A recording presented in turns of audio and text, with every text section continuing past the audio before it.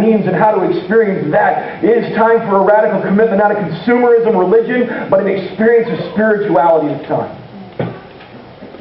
That's what we're talking about. If you look in here, you see the titles for the next few weeks as we talk about how to experience this spirituality. But it starts right now with being overwhelmed by an amazing idea that leads you to a commitment that leads to a change in your time. So I'm going to ask you for a commitment, very specifically, today. And that is, would you be willing during the month of January to make a commitment to change your time? Even if you're not sure who God is. And you may have to look at your schedule and say, okay, what do I need to rearrange? What television show am I going to cut? What activity am I not going to do? What area of my life am I going to trust God in because this takes up so much of my time? These are not easy questions. We're talking about violence, remember? A violent commitment. What is it?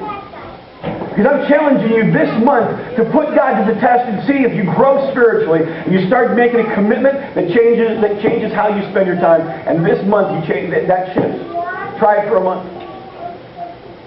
Right now, think, when would you spend the time with God? Maybe you already spent some time with God. Maybe God's calling you to more. Maybe God's calling you to another ministry. Maybe you're hearing the voice of God challenging you to that already. To get more involved in other people's lives, whatever it might be. You know what God's call is on you.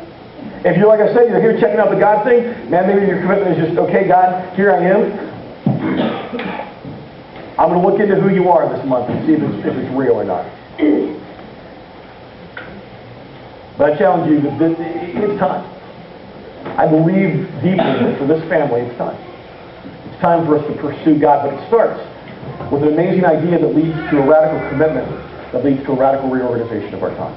Otherwise, we'll come, we'll talk about it every week, and you'll go home and nothing's going to change. We might as well stay home and take a nap. So let's go deeper. Let's go deeper with God. Let's make a commitment.